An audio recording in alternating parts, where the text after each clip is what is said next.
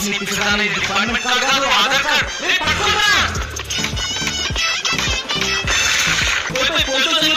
భయం లేదా? నాకెందుకు కూడా భయం. ఆధార్ కార్డు నీది, బండి నీది. పట్టు